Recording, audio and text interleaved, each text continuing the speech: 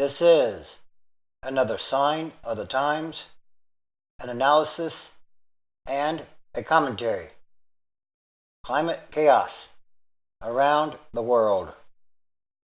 They say, what is going on with the weather?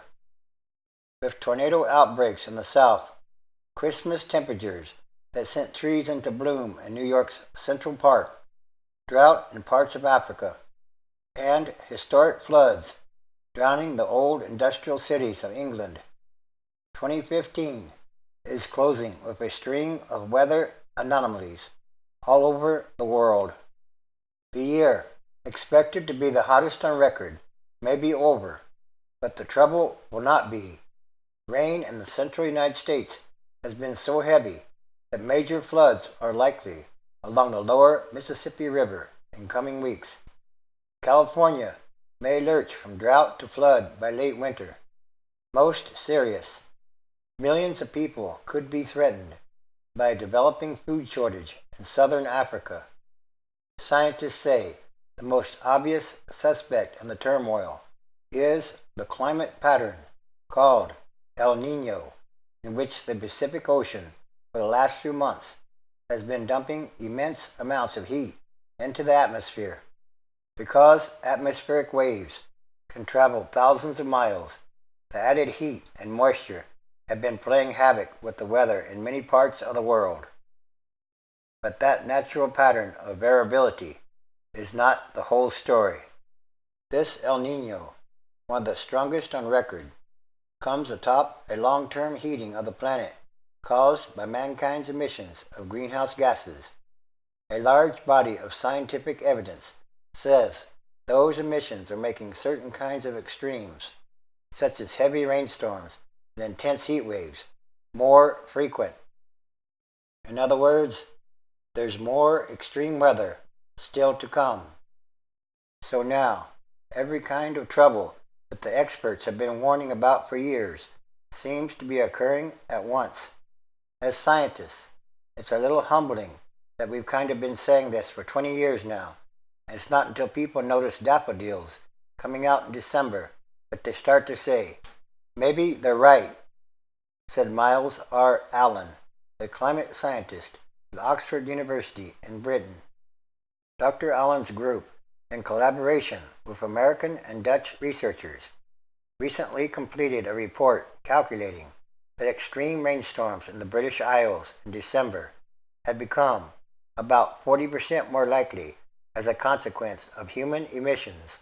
That document, inspired by a storm in early December that dumped stupendous rains, including 13 inches on one town in 24 hours, was barely finished when the skies opened up again.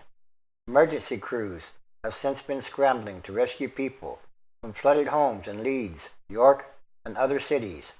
A dispute has erupted in Parliament about whether Britain is doing enough to prepare for a changing climate. Dr. Allen does not believe that El Nino had much to do with the British flooding, based on historical evidence that the influence of the Pacific Ocean anomaly is fairly weak in that part of the world. In the Western Hemisphere, the strong El Nino is likely a bigger part of the explanation for the strange winter weather.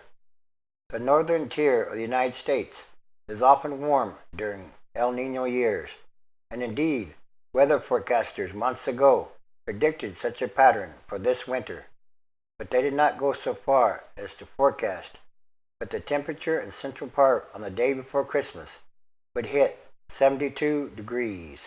Likewise, past evidence suggests that an El Nino can cause the fall tornado season in the Gulf Coast states to extend into December, as happened this year, with deadly consequences in states like Texas and Mississippi.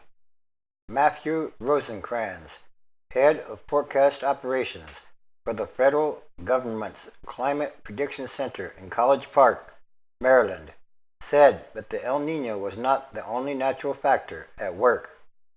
This winter, a climate pattern called the Arctic Oscillation is also keeping cold air bottled up in the high north, allowing heat and moisture to accumulate in the middle latitudes. That may be a factor in the recent heavy rains in states like Georgia and South Carolina, as well as in some of the other weather extremes, he said. Scientists do not quite understand the connections, if any, between El Nino and variations in the Arctic oscillation. They also do not fully understand how the combined effects of El Nino and human-induced warming are likely to play out over the coming decades. Although El Ninos occur every 3 to 7 years, most of them are of moderate intensity. They can form when the westward trade winds in the Pacific weaken, or even reverse direction. That shift leads to a dramatic warming of the surface waters in the eastern Pacific. Clouds and storms follow the warm water, pumping heat and moisture high into the overlying atmosphere, as NASA recently explained. These changes alter jet stream paths and affect storm tracks all over the world. The current El Nino is only the third powerful El Nino to have occurred in the era of satellites and other sophisticated weather observations.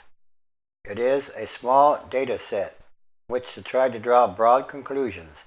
The experts said they would likely be working for months or years to understand what role El Nino and other factors played in the weather extremes of 2015.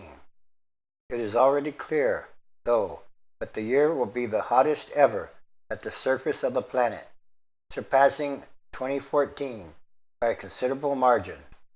That is a function both of the short-term heat from the El Nino and the long-term warming from human emissions. In both the Atlantic and Pacific, the unusually warm ocean surface is throwing extra moisture into the air, said Kevin Trenberth, a climate scientist at the National Center for Atmospheric Research in Boulder, Colorado. Storms over land can draw their moisture from as far as 2,000 miles away, he said. So the warm ocean is likely influencing such events as the heavy rainstorms in the southeast, as well as the record number of strong hurricanes and typhoons that occurred this year in the Pacific Basin, with devastating consequences for island nations. The warmth means there is more fuel for these weather systems to feed upon, Dr. Trenberth said. This is the sort of thing we will see more as we go decades into the future. So yes, it's still about what kind of world are we leaving to the future generations? And that should be a very important question to ask. Again, Revelation chapter 9. And the fifth angel sounded, and I saw a star fall from heaven unto the earth, and to him was given the key of the bottomless pit. 2. He opened the bottomless pit, and there arose a smoke out of the pit, as the smoke of a great furnace, and the sun and the air were darkened by reason of the smoke of the pit. 3.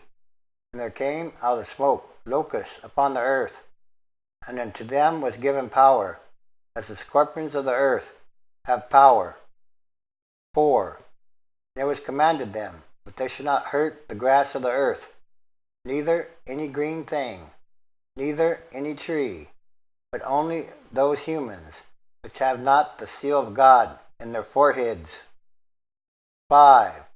And to them it was given that they should not kill them, but that they should be tormented 5 months.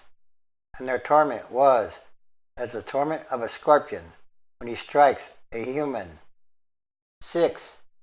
And in those days shall humans seek death, and shall not find it, and shall desire to die, and death shall flee from them. 7.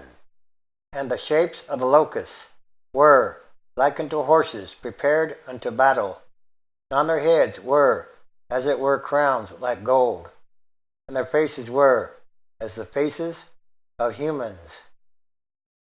Yes, it's time for the physical and spiritual manifestation of the book of revelation, and all these are more signs. Abba Father. Amen.